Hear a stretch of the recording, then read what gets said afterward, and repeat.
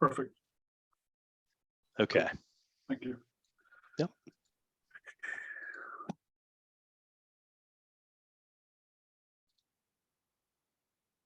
All right, so we'll go back to 2009. It's 13 years now. I had just moved to Mountain Park a couple of years prior, and if you've never heard of it, it's a really neat little place. It's best kept secret in Metro Atlanta, smallest city in Fulton County and smallest in the metro area. And I wanted to live there for the quality of life, lifestyle. It's like living in a state park. Even the city hall looks like a ranger station. And it's just a real true neighborhood, very close-knit community, and split 50-50 between conservatives and liberals. So it's very, very diverse community, but very typical of the country too. But almost all people who just love being in nature.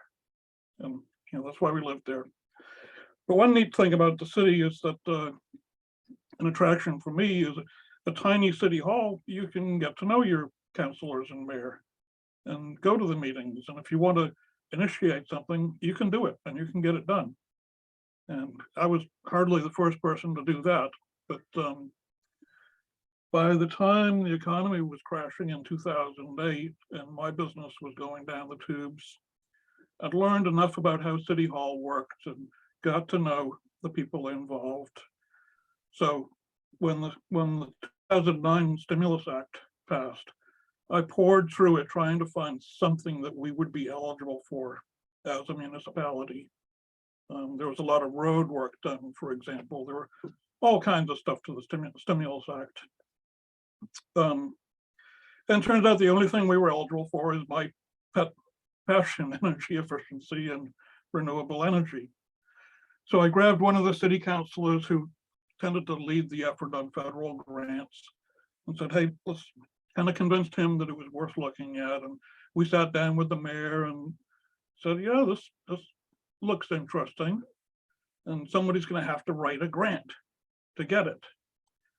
To put this in perspective, the project was funded by what was called the Energy Efficiency Community Block Grant Program, $3.4 billion nationwide. And the way that was structured is the biggest 15 cities and biggest 15 counties in every state automatically got grants directly from the Department of Energy. So, they just got a letter saying, hey, you get X amount of money based on your population, and here's the guidelines for how you can spend it. And Forsyth is one of the 15 biggest counties. So we got like $600,000, I think. And Forsyth was awarded what they call a success story by the Department of Energy. But again, that was directly from the federal government to the municipality, which is kind of what I'm hoping to highlight here, is because the IRA is supposed to be done through state energy offices. And in terms of Georgia, that's the Georgia Environmental Finance Authority. So, okay, the 15 biggest cities, 15 biggest counties, they all got their formula grants. And then there was $21.5 million available statewide for a competitive grant program where a city or a county or a group of cities or counties could get together, write a proposal for what they wanted to do. And it could be very much what you wanted to do, as long as it followed the general guidelines of the Department of Energy. Energy efficiency, renewable energy. They were pushing geothermal heat pumps really hard, but still it was up to you. So we went to the full city council, and I had learned that the way you get things done in the small city is if something is $1,000 or less, that you can get an appropriation without having to put it out to bid. So I said, let me write the grant for $1,000 and we'll see if we get any money. So that passed council, they paid me to write the grant. And the same city councilor and mayor I sat down with a few times. And at one point we said, well, how much should we apply for? It's up to $300,000. And the councilor that I mentioned said, well, what the heck, let's go for the max. And he just looked at each other and said, well, why not? So we wrote it for 300, despite being a city of 550 population. And again, this is a program that was funded at about $11 per person per capita nationwide. So we sit back for like 5 or 6 months waiting for the application went into GEFA, Georgia Environmental Finance Authority. They evaluated them all. And actually, I don't remember if GEFA did the evaluation or the DOE did, but GEFA managed the process. So then the next spring, the list comes out. Here's the grant awards. It was 65 of them statewide. Out of this whole state with hundreds of cities and 155 counties, only 65 stepped up and applied to do this. And scrolling through the list, it's City of Mountain Park, $300,000. And I mean, right in our immediate area, Woodstock applied for 300, got 220. Canton applied for 300, got 100. And tiny little Mountain Park gets 300. So it's like all eyes are on us. We got to do this right. And with federal grants, of course, they don't just send you a check. You have to spend your own money. And then as long as you comply with all the rules, which there are at times, then you get reimbursed. I should have moved to the next slide already, just to give you perspective. Mountain Park's that tiny little speck between Roswell and Woodstock. So once they appointed me to write the grant, I kind of had to figure out the best approach. I've never written a grant before, but one thing the DOE made clear is do something for your residents.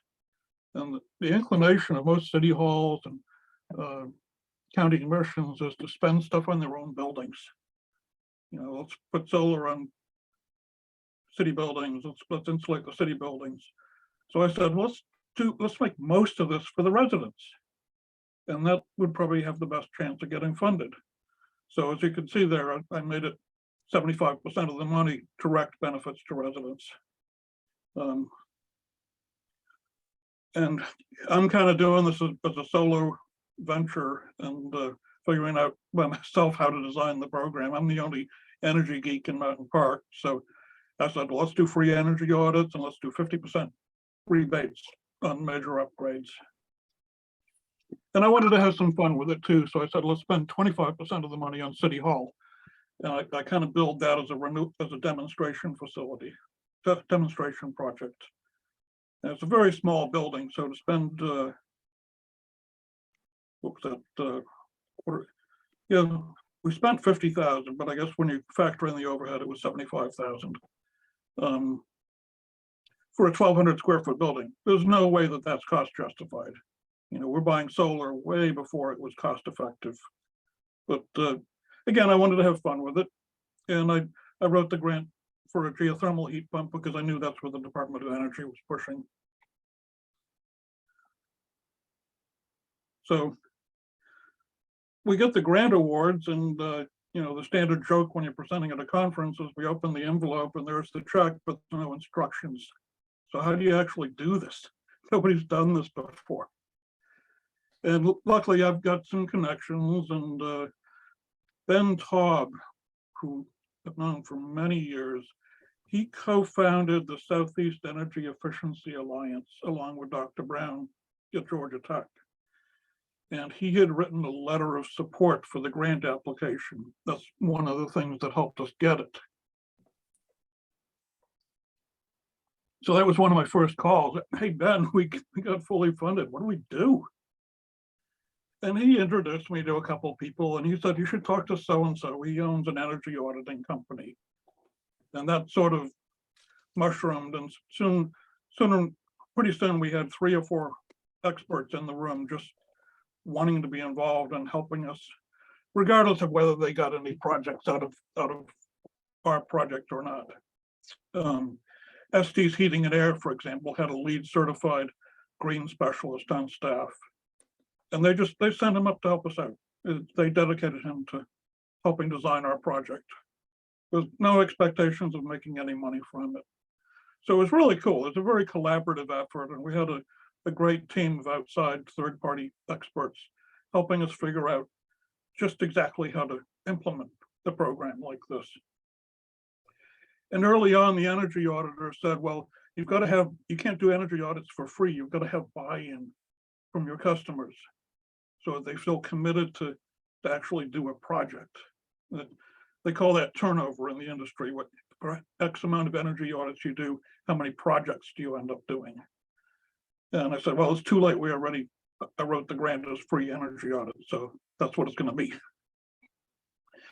And we were kind of in a unique position because the city of Atlanta had their formula grant, and they were a year ahead of us, and they were doing something really similar to this. Except they were doing 25% rebates with tons and tons of rules.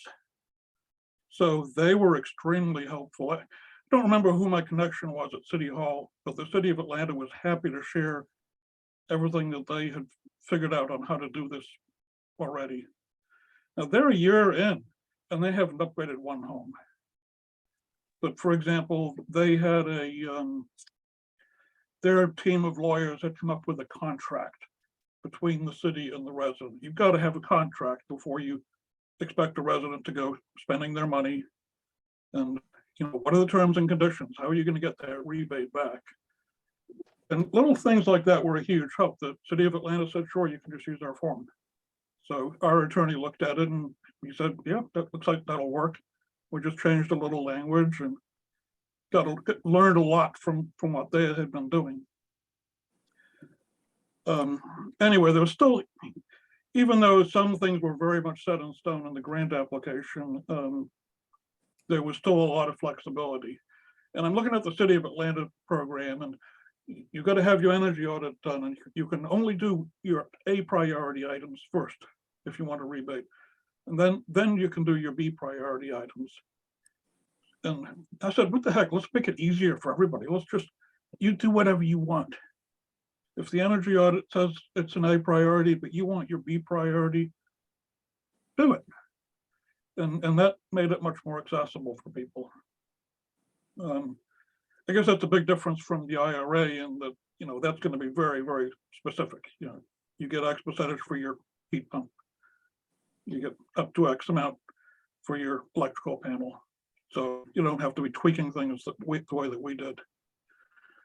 But we had to make decisions like if we're going to be upgrading HVAC systems, what's going to be the minimum energy efficiency requirement? And I tried to follow existing federal guidelines as much as possible. At the time, the EPA was saying that 13 SEER is Energy Star. So that's one thing I could adopt. But the IRS had a tax rebate program for 16 SEER and up. And I said, well, who's the energy expert here, the IRS or the EPA? Obviously the IRS, so let's go with 16 SEER. And I mean, that was partly my attitude too. If we're going to be really generous with people, put their feet to the fire and make sure they get the best current system on the market. And I could justify saying 16 because that's what the IRS was saying. And that particular tax rebate program was just about to end, but nobody actually was able to take advantage of that. But had they tried, they would have qualified for the IRS tax rebate on top of everything else. I don't remember what's next. Oh yeah. Whoop. So we've more or less got the program designed now. We know how we're going to move forward. And I had a meeting with the city accountant and told her what we were going to be doing. And she kind of did a face palm and said, you mean I'm going to be writing checks to private citizens that are drawn on the US Treasury? And we were really good partners. Accountants and engineers, we both deal with numbers, but we think differently. So we made a good team. So she came up with a nice simple flow chart of how we could justify every check that we wrote before it got to the final upper right, I think it's the upper right box, which is where the mayor signs the check. And no, we didn't sit there and follow this flow chart, but in principle, we did. Everybody knew their part. The top line in orange, that was a city councilor who volunteered to manage the process. The green line is me, the grant administrator. A lot of decisions back and forth between me and other parties. The assistant city clerk, that's the yellow line, the admin assistant. But then you look at what the homeowner has to do. Tons and tons of red tape to get through this.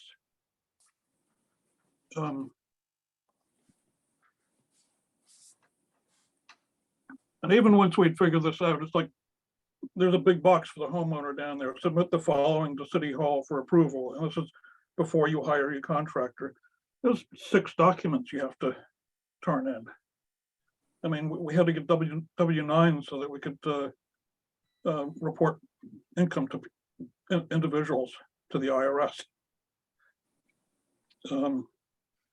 So it did put a lot on people. But the neat thing is that you know, these are all my neighbors and my friends that are participating, and my next door neighbor just happened to be one of the most enthusiastic residents. So I said to her, hey, Amy, do you want to be our test case? Do you want to get your energy audit and do your upgrades and get your check? And let us just make sure this process actually works. I mean, we know what everybody's part is, but still, if we do one and do it carefully, then the rest will be easy. So that kind of made it fun, and it made it a real team process. I mean, that's why we did so well with this program, is because it was resident driven as much as City Hall driven. So how did we end up doing?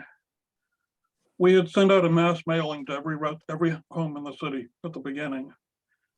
Half the city signed up saying that they would be interested in participating. I mean, imagine if that was Roswell, that would have been 35,000 people. We did 86 energy audits, so that's a third of the city. That's staggering. Upgraded a quarter of the homes in the city. And this goes back to the conversion rate that I mentioned before. The typical conversion rate, even when you have homeowner buy-in, paying for part of their energy audit, you get 20% of the projects done. We got 74% done. And a lot of that is because of arm twisting from me. And this is, when I was looking at this presentation last night and saying, how does this mesh with Citizens Climate Council, Citizens Climate Lobby? And I said, for this bill to be successful, we've all heard that it's going to take participation. Every state is going to have their own funds. Will every state maximize their utilization and what they can do? But even within that, how do you motivate people to do it? And I thought, what? Yeah, we still need to keep lobbying Congress because we want more good bills passed, but we need to lobby our neighbors and our friends. And, you know, folks like us will be the first adopters. Ken, who wants to put in solar, he's chomping at the bit. It's like, yeah, you go ahead and do that. You'd be like the first neighbor who wanted to be the guinea pig. And then talk to 10 people, 20 people, you know, communicate that to your neighborhood association, whatever, and convince other people to join the program. Because, you know, as I said, the conversion rate we got there was partly because of me pestering people. And it wasn't someone calling from a state agency or from Fulton County or something. It was, hey, I'm Julian over on Westlake Drive. You got your energy audit done. Are you going to do your upgrade? Well, what should I do? So a lot of hand holding. It was a lot of fun. But anyway, bottom of that slide. A big question is, how would we do with rental properties? And Mountain Park's all single family homes, but quite a few rental properties. And intuitively, you wouldn't think that landlords would jump in. But out of the 10 rental properties that we audited, we upgraded 9 of them. So they did even a higher conversion rate than the homeowners. And it's like, you think about it, for landlords, this makes sense. You know, maintenance cost of a rental unit, you know you're going to have to replace your HVAC someday. Might as well do it now. when are you going to get 50% off? I think actually 6 or 7 of those was one property owner, and he never trusted the city hall would actually write him a check. So he did them one at a time. Every time we cut him another check, he invested in another HVAC system. And there were interesting things about the project too, because the contractors that were working on the project, they knew that everybody was getting up to $3,000. And all the quotes mysteriously came in at pretty darn close to $6,000 or 6,000. And I could see that was happening, and it's obvious what was happening, but it's kind of a weird thing about when you're, working during an economic crisis, and your job is to get money out into the economy. It's like, okay, so what if they padded that quote a little bit? We could justify doing it. They got paid. They might have invested in some office equipment or whatever, or just spent the money. But that's why they call this the stimulus act. We're trying to push money out into the economy.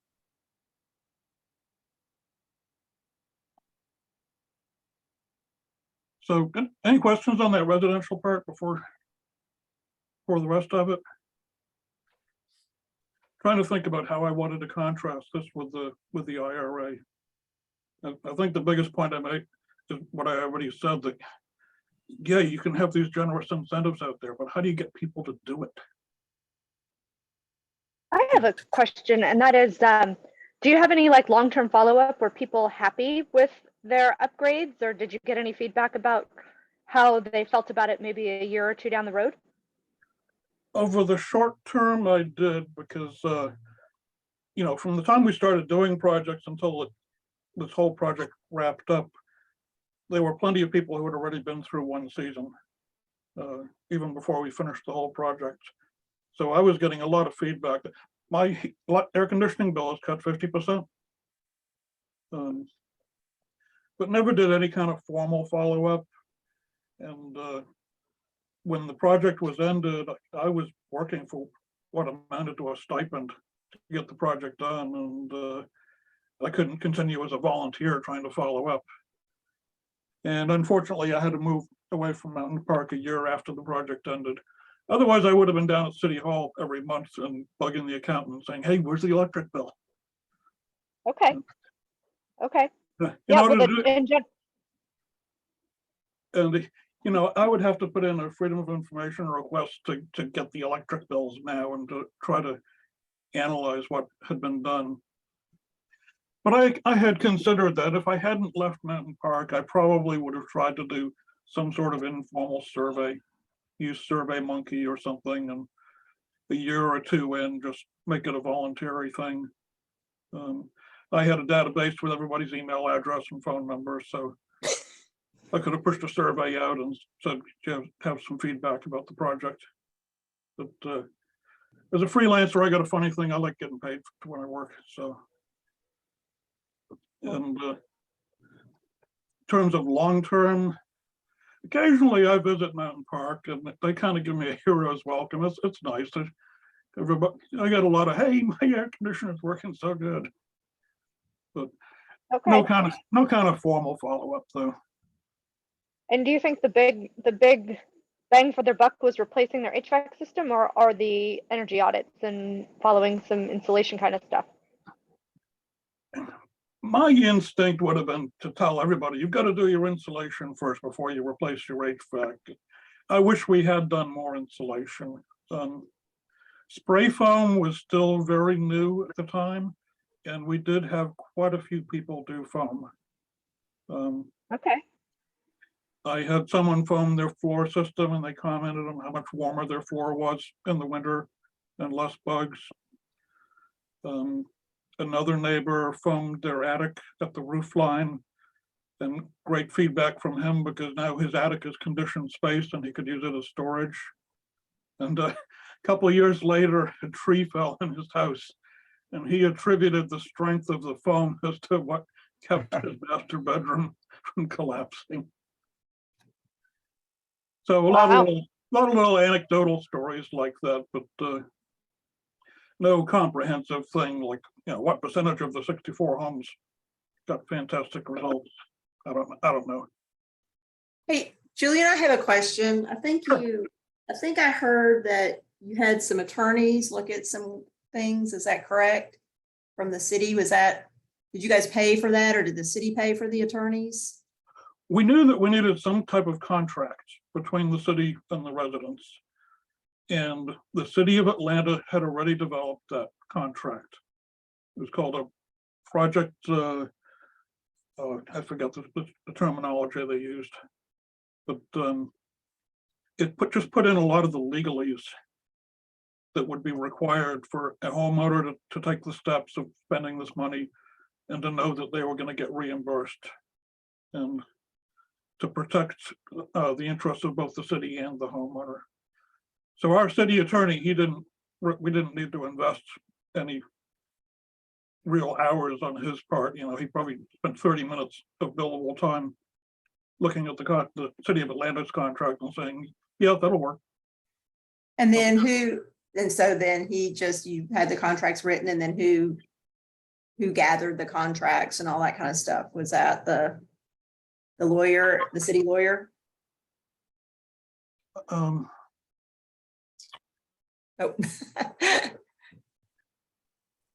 That's just one of the things I've heard or been alerted to is the fees that you need to plan for are potentially legal or attorney fees. I'm Even when following the you get- homeowner. I'm following the Even when you get homeowner's grant money? chart. You get your energy audit done, follow the recommendations in the audit, get your quotes from your contractors, or pick your Energy Star appliances, then submit all these forms, including that form I mentioned, the Energy Efficiency Incentive Approval and Indemnification form. And if you submitted that and the 5 other pieces of paperwork that were required there, then we would sign it and say, yeah, go ahead and do your project, and you will get paid. So you had to submit that pile of paperwork, but that was to the assistant city clerk. You don't need an attorney to make sure that everything on the list is done. And that's how it shows the flow going. It compile file for homeowner with all documentation. The city clerk would verify that that person actually owned the home by looking up the property database, because we could only give money to people who actually owned the building. Did Did that answer your question?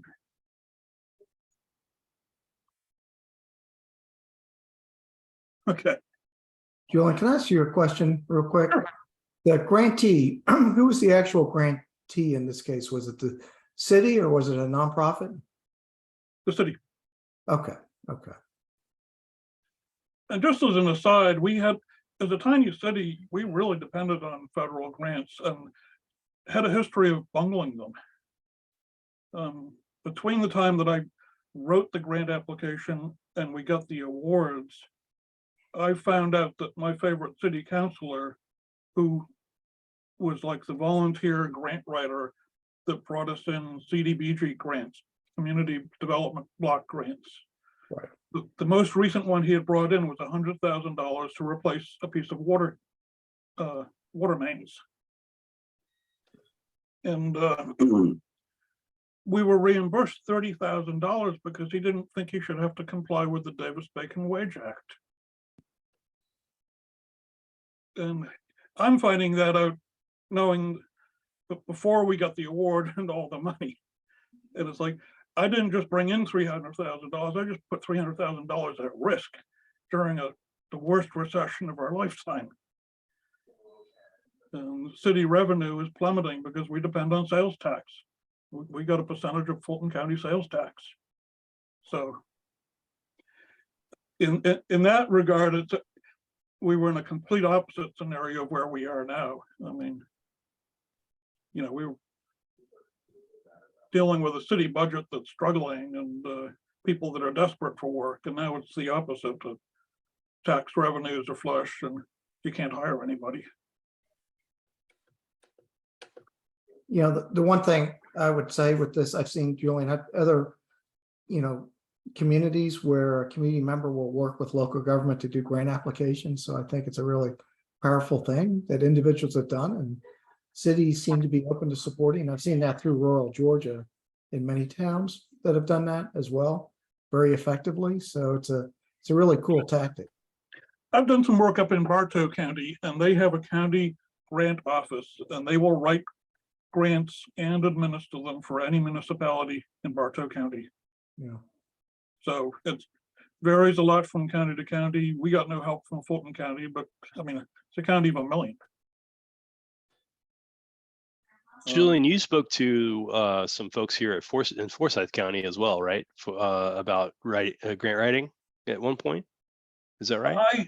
I connected with their grant administrator or coordinator. I was doing a lot of networking with Forsyth in anticipation of hoping that Forsyth County would end up landing something massive that's kind of parallel to what we did in Mountain Park. Mm-hmm. And so far, we haven't seen anything from municipalities. So, but no, larger cities and counties, they'll have grant coordinators, and I follow what's going on in Mountain Park on social media, and they chat about, hey, we should get a volunteer grant writer. Let's find a retiree to write grants. And it's like, you got a good grant and you get the money because you paid to do it. Yeah. And you got reimbursed every penny that you spent because you paid someone to do it. Yeah. And that person happened to be really obsessive compulsive and did not want to see any city money thrown away. The trend I'm seeing in the smaller cities and towns, because it's different, they don't necessarily have that capacity, right? But there are community organizations that are interested and they're willing to write the grants for the city as long as they benefit from that. And that's the trend I'm seeing right now in Georgia and a number of smaller towns, not talking about the Forsyth counties or the Gwinnett counties. These are cities like Darien, Georgia, and other things like that that are pretty small. I mentioned Bartow County. I do a little volunteer work. It's like charity work with their downtown development authority in a city about the size of Mountain Park, the city of Kingston. And they get great support from the county. But in terms of how well a city is administered, it's just night and day between a place like Mountain Park and Kingston. Yeah. But yeah, there's lots of resources out there, and find a retiree to volunteer and do it for free. You're going to get what you paid for. So did you ever write any more grants, Julian, after that one grant?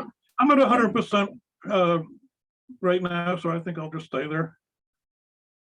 Mhm. I've got every dollar that I've ever applied for. That's good.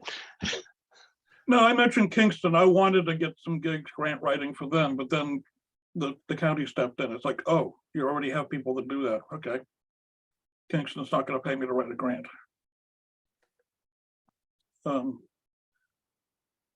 that, again, has been part of why I've networked with Forsyth County too. They have their own staff to do that, but I'm not sure that my role is a grant writer, but maybe someone to help with the process. And, Well, Julian, the work I'm doing is I build coalitions that apply for grants, and we develop competitive coalitions for different grant opportunities. And that's been kind of the role I've been playing. So I don't actually write them, but it's building the relationships and the coalitions, and then connecting them with the funders, and including federal funders. well, as I alluded to, if there's any grant opportunities, it's probably going to be from this green bank that they've set up, but I have no idea how that's going to work yet. It would just be a completely wild guess to assume, but probably a fair assumption that GFA would be the state agency who could tap into this green bank, because that's what GFA does, is disperses federal funds. GFA is very well. The one thing I would tell you in the Infrastructure Reduction Act, or the Inflation Reduction Act, a lot of that money is intended to go outside of the typical state local government relationship. So there'll be lots of opportunities for nonprofits and community groups to be able to get direct access to those funds. And I'm not sure how all that's going to unfold yet, but it's going to be interesting to watch. Well, and Jill- it's such a big piece of legislation that I kind of decided to have tunnel vision and look at residences and heat pumps and appliances, and that's an area where I've worked before, so that's kind of what I'm focused on. Julian, you you said in the past that SCE, the Southeastern Energy Efficiency Alliance, SCEA, was responsible for administering some grant or money in the federal money in the past. Is that true? Did I catch that right? I'd only mentioned SEIA in terms of their help in the very beginning of this process. But they're pretty well funded. I mean, back when Ben Taub was executive director, it was just him. And now it's a fairly large organization. But they're kind of affiliated with the Federal Energy Efficiency Alliance. They're the local affiliate, the regional affiliate. I'm glad you brought up SEIA, because one thing that happened with our residential upgrade program is we had a lot of interest quite quickly. In the first several months, we were doing loads of upgrades, and then things just petered out. And it's like, we've done all of these energy audits and the activity has stopped. And I'm getting pressure from the state, spend the money. You know, you started spending money really quickly, and now keep spending it, because this has to be done within X amount of time. And I don't remember where the idea came from, but I ended up going down to Midtown to have a meeting with the folks at SEIA. And by that time, Mandy Mahoney was the executive director. I think she moved on to be sustainability director for the city of She went to Atlanta. run for office and she wasn't successful. So now I She think ran for council. she ran for council. That's correct.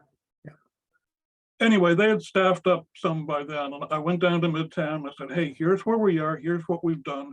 Do you have any ideas to jumpstart our project? Yeah. And one of her staffers said, get lawn signs made and put them in front of houses where you've done projects. And from the first slide, that sign that you saw was part of that process.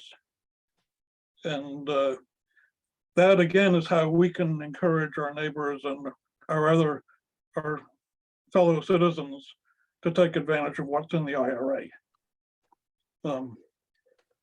It's kind of a marketing thing. Bob down the street's doing it. Why aren't you? Yeah. Now, Ken, when you get your solar power system, if whoever is administering that wanted to say, hey, can I put a sign up in front of your yard, to say that you've done this? Mhm. So I went to the state and said, hey, can I use grant funds to print a whole bunch of signs? And they said, sure. And the signs, I mean, they weren't cheap, but so I wanted to spend the money carefully, but I spent several $100s on signs and carefully picked individual homes throughout the city so that you just couldn't get in or out of town or go home without seeing yard signs saying that. I don't have an image of that sign. I've still got a couple of souvenirs, but it says this home is saving money with thanks to the Mountain Park Energy Efficiency Project. Funds are still available. Call City Hall. And then we got a second big wave of upgrades. I had people calling left and right. I had my audit done. I've always been planning to do the project. And then I started seeing the signs. And we had 3 generic signs so that you couldn't get in or out of the city without seeing that reminder that it's available. Funds are still available. And you couldn't drive down any street without seeing a sign. You do good work, Julian. It was a good team. Mhm. I see there's tons of stuff in the chat there. I don't know if there's any I hadn't been following that if there were any questions in there. We've been chatting, about various things Cool. here. We're good. Well, let me say a few words about what we did with City Hall too. So I don't keep you all on here too long. Where are we?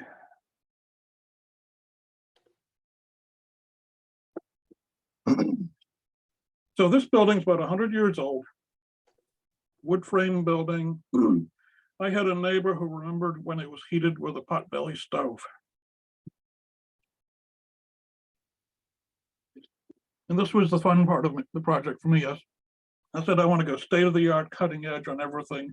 Technologies that are either not widely adopted or just not even remotely cost effective, and just throw everything we can do with this one little building. So 2.6 kilowatts of Soneva solar panels on the roof. That was actually the last step in the process. We waited until late in the grant process to put these up because we wanted residents to be getting benefits before they saw some bling on City Hall. And also we did all the upgrades under the roof first. It just makes sense to do it that way. Cost per kilowatt, I think it was $10. Pretty sure that was a $25,000 system. So not even remotely cost competitive. But we used Soneva solar panels made in Norcross, so it was top quality products, and those are 235 watt panels. Pretty old technology compared to what we have now, but still a robust product. I don't think that system is working at all right now. You can see in the image we have some shading there, and we have partial shading in the morning and the evening. So we specified microinverters, which make the whole system run more efficiently when some panels are shaded. And several years ago, these microinverters report via the internet their production by panel. And a few of them started failing several years ago. It would not surprise me if they have all failed by now. And one of these days when I get some spare time, knock on wood, I'm going to drive down to Mountain Park and go to a city council work session and say, hey, you've got a problem with the solar power system. And don't want to phrase it this way, but I'm the only one who can fix it. And Yeah. It's a matter of timing and having my energy and having the political support down there to be able to do it before going out on a limb and even presenting to them. There's one thing I've learned: if you're going to make a presentation to city council, get your votes lined up. But I would love to bill them $1,000 twice to get that system working. Pay me $1,000 and I'll fix this part because it's all under warranty. But labor is not. And once that milestone is done, pay me another $1,000 and I'll get the next part done. And I actually spoke to Radiant Solar about this. They're one of the biggest solar companies around, and they had told me that they would get me some 400 watt panels at cost, because we would have to take the solar panel down to replace the microinverter. And if you're going to do that, you might as well put a new panel up. So knock on wood, this might be something that could be funded by the Green Bank when we see how that all works. But even though this system is only, it's been operational just over 10 years, it wouldn't bother me to rip those panels down and upgrade them to current technology. Brand new microinverters and nearly double the output. As closely as I could tell, when all the panels were working, we were supplying about 25% of the energy needs of the building. And that's because of all the other stuff that we did under the roof. And we were exporting about a sixth of our power to Cobb EMC, and they had net metering even way back then. So none of that issue with different EMCs or Georgia Power not having net metering. So we could have never hit that number of 25% of our building's energy needs without doing everything under the roof too. And I had mentioned that the DOE was pushing geothermal heat pumps, so that's what I wrote into the grant.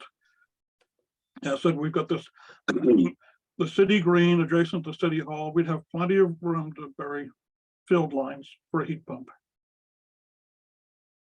And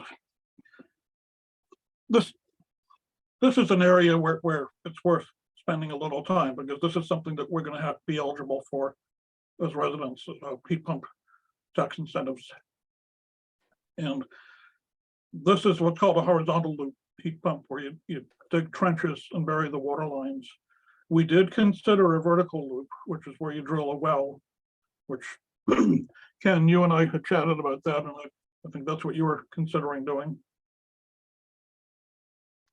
I'm not sure what I'm going to do yet. Yeah. Well, I mean, you can't do a ground loop. You don't have the room. You'd have just a well or nothing. Yeah. And I don't remember where the cost numbers came in comparison. It would have been much less intrusive to drill a vertical loop, but there are a lot of natural springs in Mountain Park. And just to the right of that image is a lake that has had serious issues with siltation. And it's like, if we drill a 200-foot well, we could spring a geyser and have a gusher of natural spring water coming out along with mud going straight to the lake. We can't take that chance. And as it turns out, we had just barely enough room to bury the field lines. That's nearly half a mile of piping. And it's hard to get a picture of how it was laid out, but it's kind of like 3 embedded question marks that are nested together over about a quarter an acre of lawn there. And the trench on the right, we actually hit groundwater. And Ken, you and I were chatting about this a couple of weeks back, that when I saw that happening, it was like, as a chemical engineer, I said, wow, that's great. We're going to get better heat transfer. Yeah. The pipe's below the water table.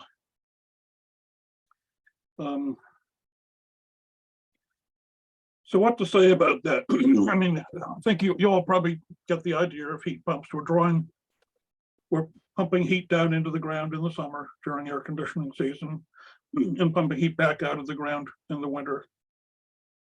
And 5-6 feet down, you're at a stable 60-65 degrees year round, which is a great temperature to either dump heat or extract heat. And Ken, you had mentioned, I still haven't looked into this, the concept of seasonal energy storage, which is really cool. You do get, even in a system that's not engineered to do that, you get a bit of that effect. Okay. For example, over the course of the summer, the ground is slowly warming up, even at 6 feet down. And the efficiency of the system is slowly decreasing because the temperature difference affects your efficiency. And then the opposite happens in the winter. At the beginning of the heating season, your efficiency is at the peak because you warmed the ground up a bit. And then you cool the area around the field lines off over the course of the heating season. So if I had a do-over on this project, I would have done an air source heat pump. They had maintenance issues with this. As you can see, it was pretty invasive to dig up that much ground. I don't remember the SEER rating of what we accomplished there, but some of the air source heat pumps out there now are really hitting great numbers. And the way they get the efficiency up is just by having a bigger outdoor unit.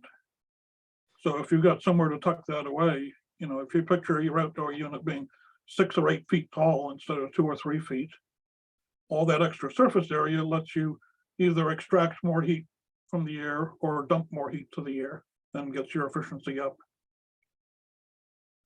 But again, I wrote it that way because that's what the Department of Energy was pushing.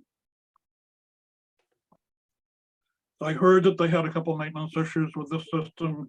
The field lines were designed for a 50-year lifespan. Um,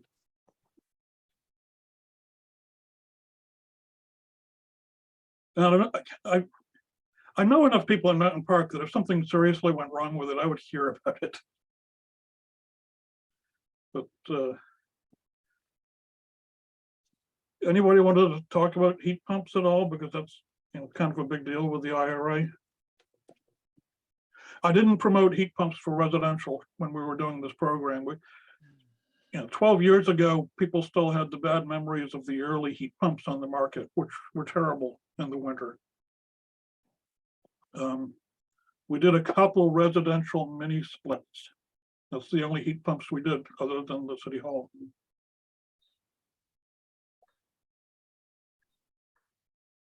We had one resident who had a brand new 3-story home, and the ground, it was all on one HVAC system, and the ground floor was always cold in the winter. So it was actually Estes Heating and Air recommended to them that they do a mini split heat pump for that level of the house. So that gave them another zone of heating and air conditioning at a very reasonable cost. And got great feedback from her too. It made that level of the house really comfortable in the winter.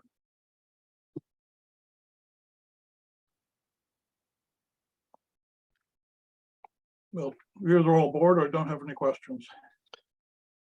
I got Yeah, the one thing on heat pumps, you know, and this is this myth that has to be busted, is that they're not comfortable below, you know, 35 degrees, and that the heat pumps of yesterday are not the heat pumps of today. And that's just myths and misinformation that's got to eventually, hopefully, make it through to folks. Exactly, yeah. And I mean, we had one resident who I tried to convince to upgrade her HVAC, and she had one of those early heat pumps. And the worst thing about them is that they had electrical resistance heat as the backup. So once it got cold, you really got hit with an energy bill. And Yeah, Laura, don't you have you've got some heat pumps now installed, right? Yes, And you're happy with them? they're amazing. Yeah. Yeah, I don't know. Yeah, people scared me, but they were really good. We put in some mini splits here, and they work great. mini splits are awesome. Yeah, I Yeah. love the mini splits. That's probably the most efficient system you can do, because you can Yep. turn them on in every room. We have Well- mini splits at our office, and they're always getting repaired. Really? I hate my mini splits. What brand? I don't know. Yeah, and I don't know what car anyone drives either. So like, this is just me. This is a me thing. I don't know brands. Well, I remember the early days of mini splits from my days in Iraq. I was the chief engineer for the Marine Division out there, and mini splits was the savior for our sustainment bases. I can tell you that. And you're probably Well, running off diesel generators where, Oh, we can tell you, yeah, generators were my bane and my nightmare. We did go to prime power on some of the bigger bases, but it was a problem. and in an application like that, you're not doing it to be green or energy efficient. You're constrained in your resources. You've got to, all the energy you need, you've got to ship in. That's right. And then the other thing I had some responsibility for was Haditha Dam, which was providing the main power supply for Baghdad. So we had to Wow. keep those hydro generators running. And we call it the MOAG, the mother of all generators, because the backup generators for that, the diesels had been long blown up, but we need to get it up there because we had to keep one of the generators spinning offline, because if the unstable grid dragged it down, we wouldn't be able to restart. So yeah, there was some interesting stories. Wow. I can see you and I could have a long conversation. Yeah, it would be fun.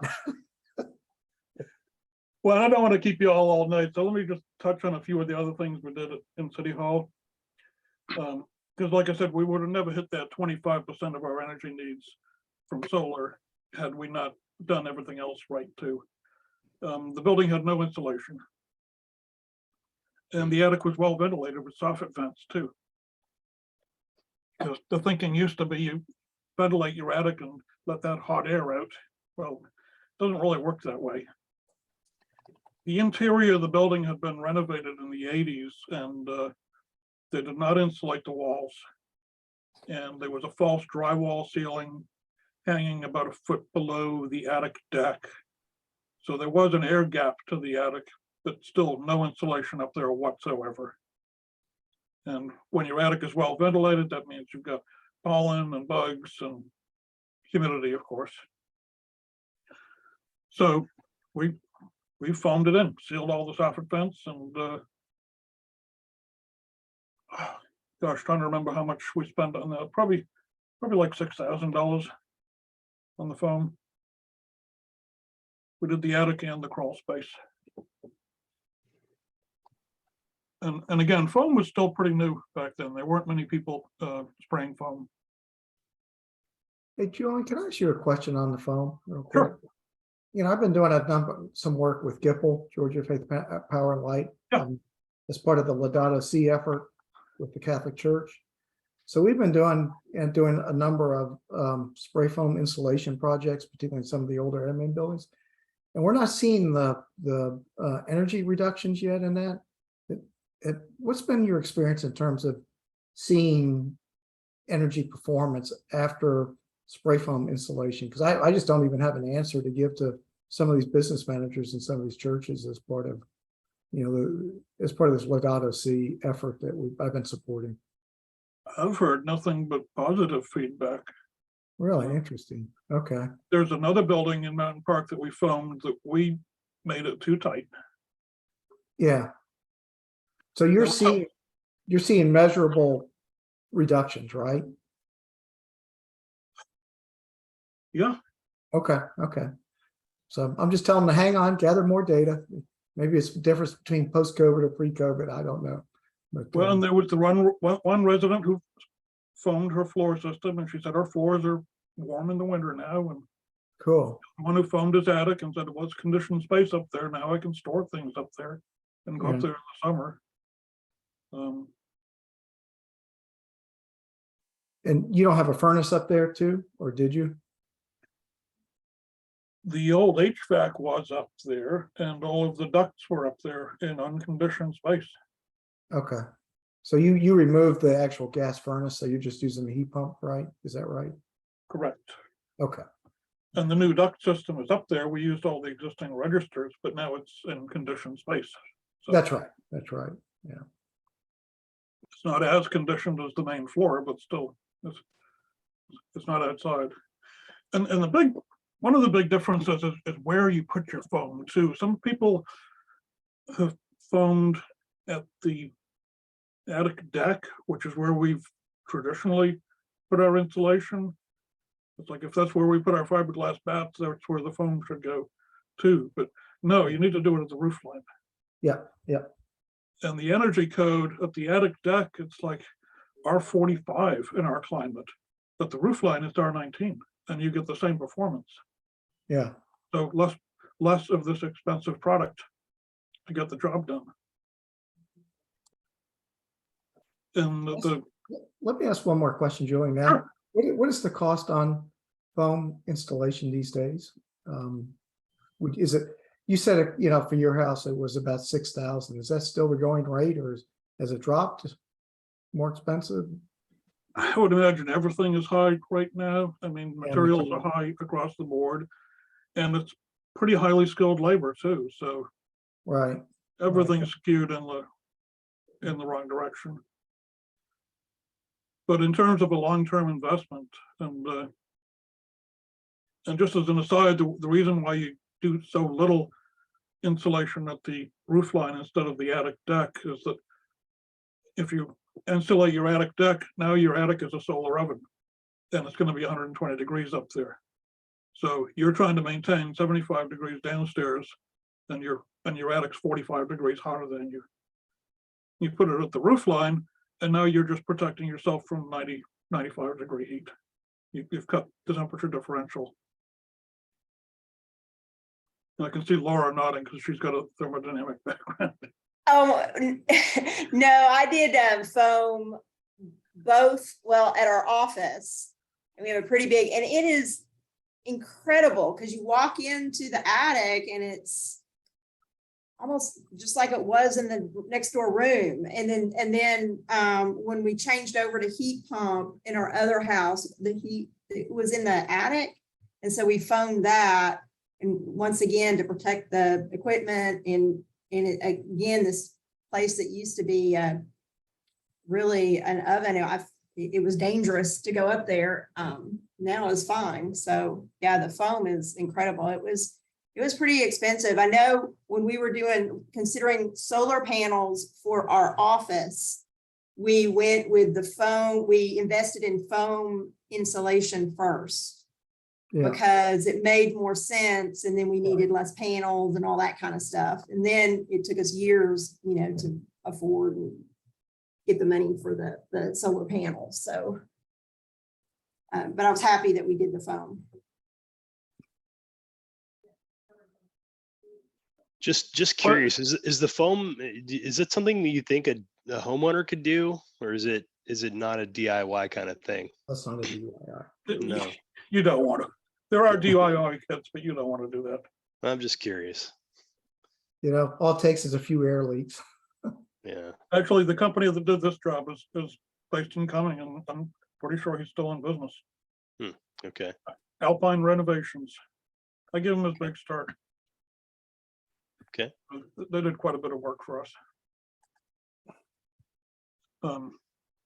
Just wanted to mention a couple of general things before getting into more specific details.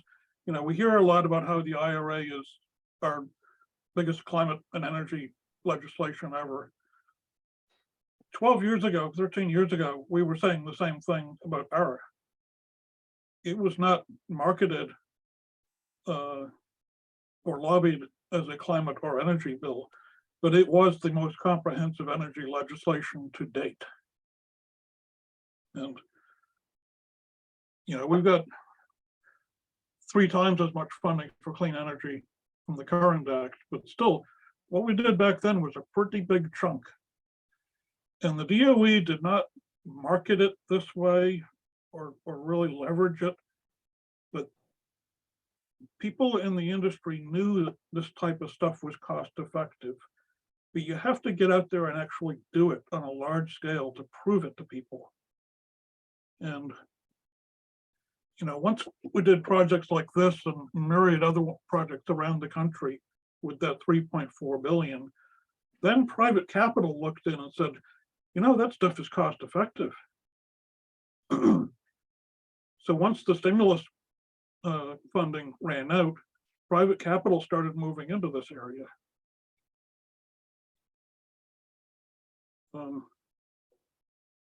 So, with 3 times as much money this time around, and this time, hopefully, it's definitely not spend it as fast as you can, but hopefully it's spend it as smart as you can.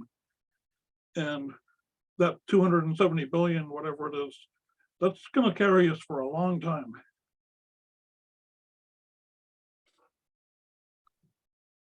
But I kind of, well, no, actually, it's the next slide, the LED lighting. Here's something that was really cutting edge and extremely cost prohibitive back then, but it was a solid technology. And these are Cree lighting fixtures made in North Carolina.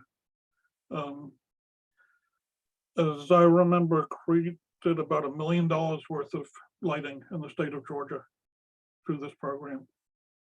State buildings, university campuses, and knock on wood, Cree is still the #1 world leader in LEDs.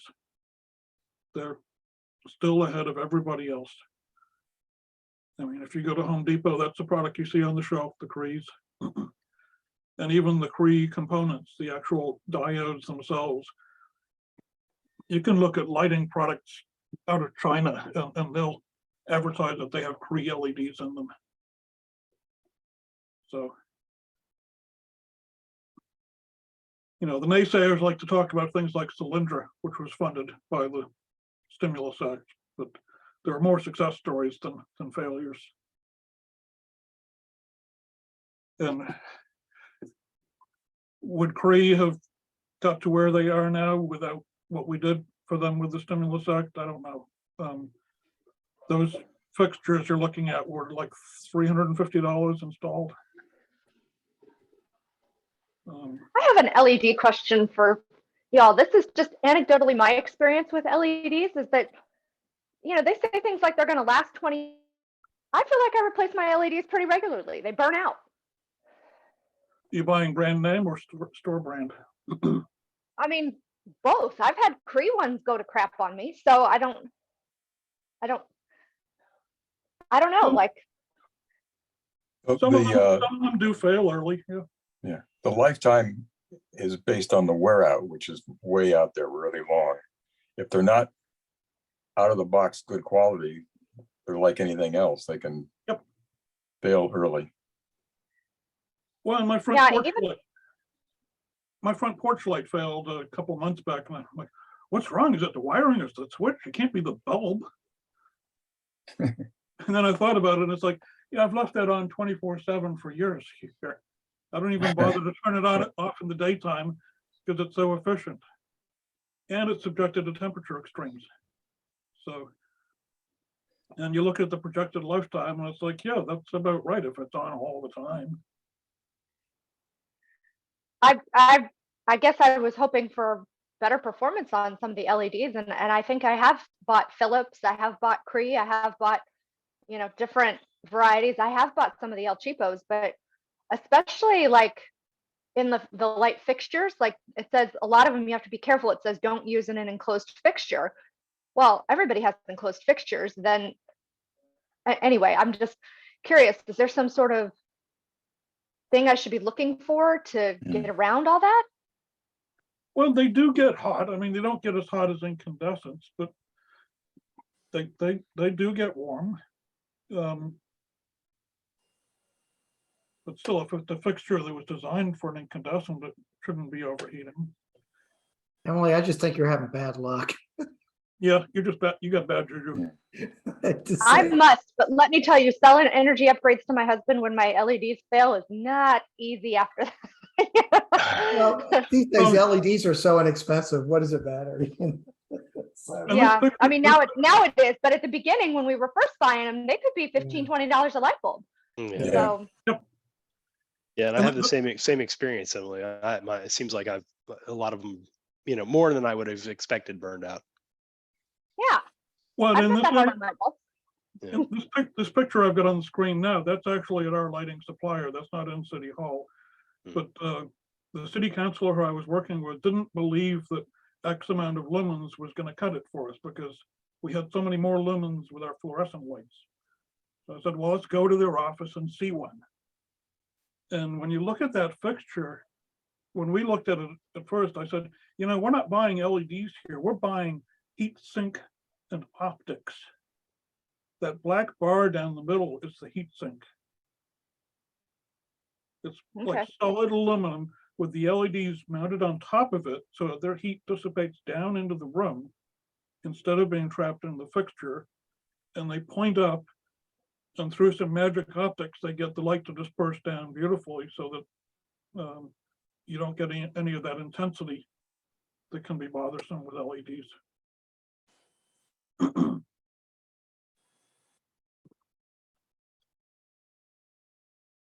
And I sure don't think any of these have burned out yet. But they're around for 40 hours a week, and it's the kind of thing that would get back to me if one did fail.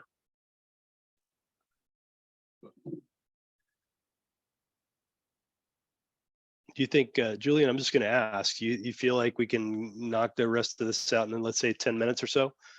Because that'll put us at 8:30 and I'm pretty much done unless you have more questions or comments. So I thought I was just moving up to the summary page.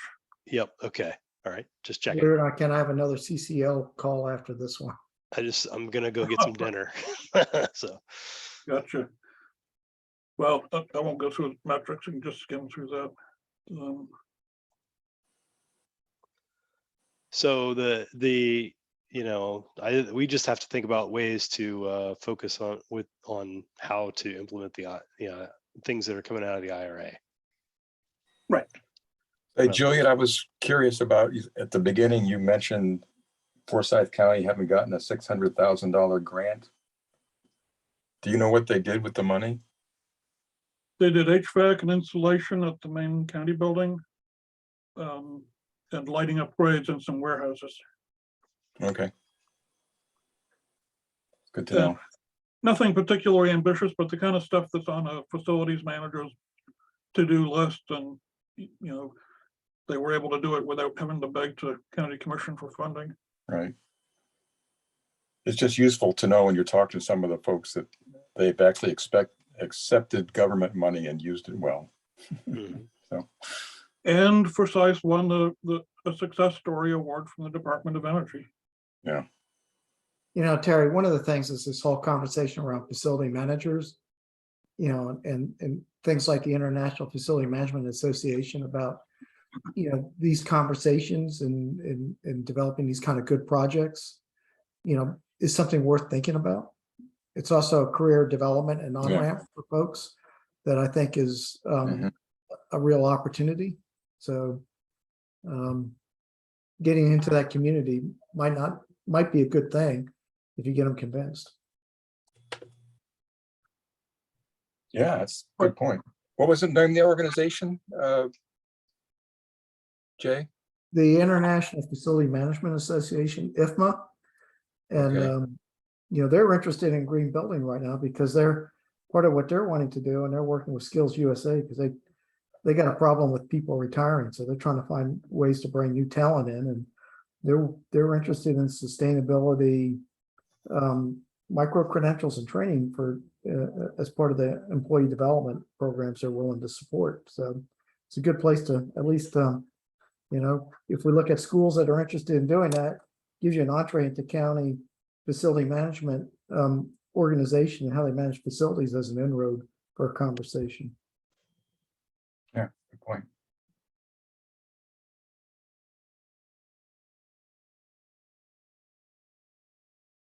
Well, just to wrap up, towards the end of this project, despite the success that we had, it was obvious that we could not spend all of the money that had been allocated for residential upgrades.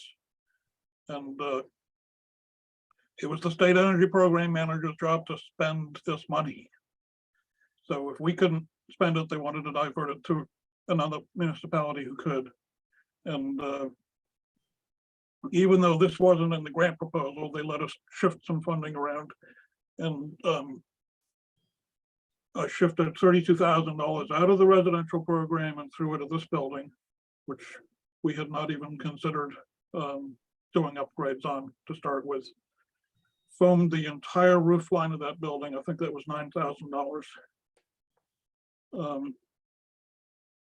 The community building, the part on the right, that's where there's all kinds of civic functions and city council meetings and tax millage rate hearings, all that fun stuff happens in that building. So we've got a really nice two-stage air conditioning system. Really needed it. And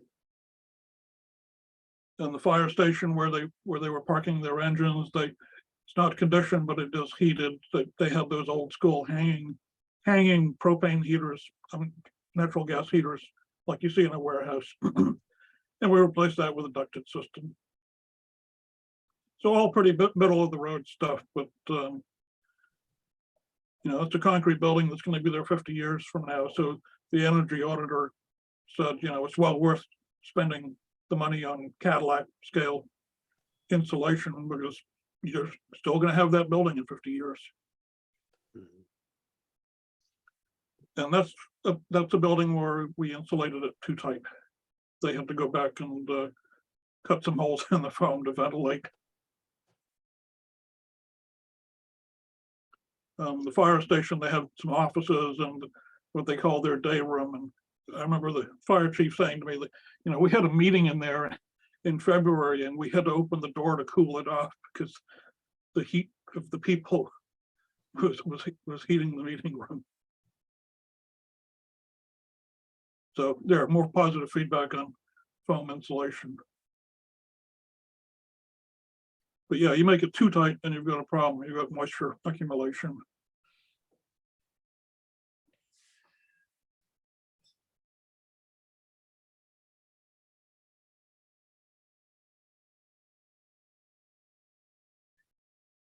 So I think the first line of the conclusion is really important there. It's like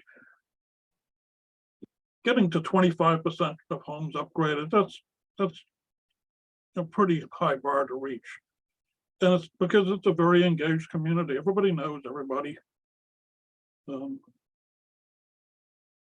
the peak of this process, you could bump into people walking their dogs down in the park and comparing notes on the infiltration rates in their homes from their blower door tests. Ken, you can relate to that. You've done your own blower door testing. Yeah, I'm still working on that and continuously. And we had met with Cobb EMC at the beginning of this process to see if they could help us in any way. And I happened to meet the vice president of energy efficiency, I think it was, from Oglethorpe Power. They sell power to the EMCs.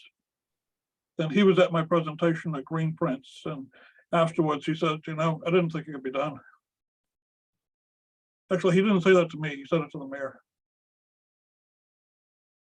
He didn't think we could hit that kind of numbers. But, you know, we look at the goals in terms of what we need to do with climate. We need to hit those numbers. Not in 18 months, but at least, you know, 2030 goal. If we could get 25% of the homes in the country upgraded by 2030, that would be big.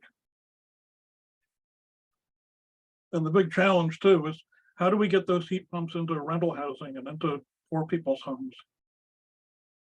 You know, every home we upgraded, they were homes that could afford to float that $6,000 and to actually pay their $3,000 after their rebate.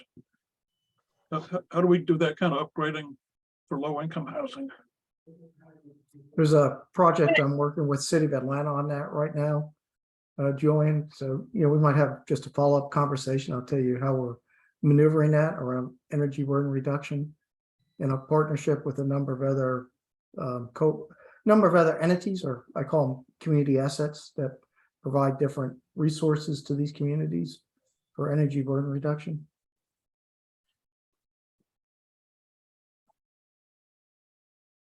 You know, I think education is going to be a big part of this, because as someone who doesn't do the technical ends of these things, I feel like I get easily intimidated by all the choices and all the, you know, it gets overwhelming fast. And I feel like, you know, there are people out there like me who are like, I better get this money back when I spend it.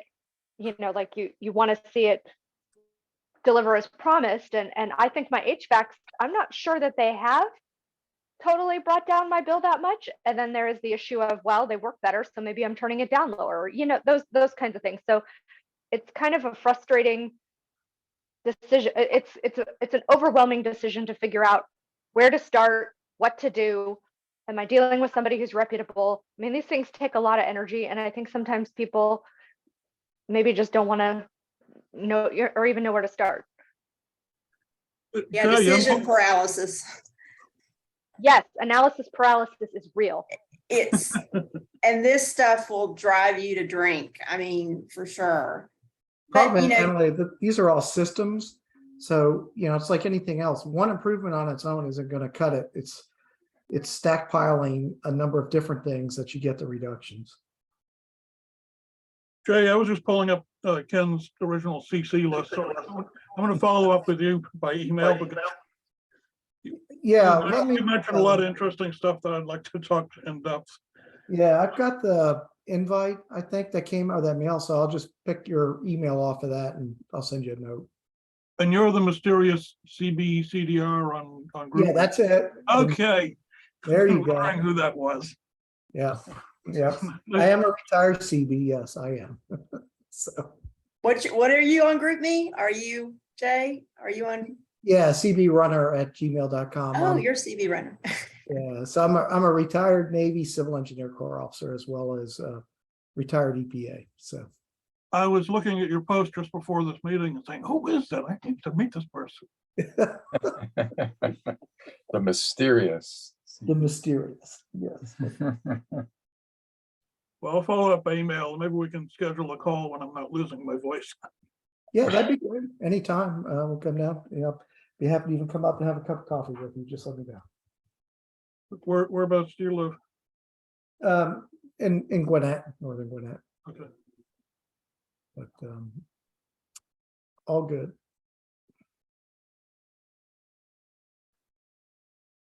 I'm going to stop recording now. Yeah. Thank you, Julian. That was a great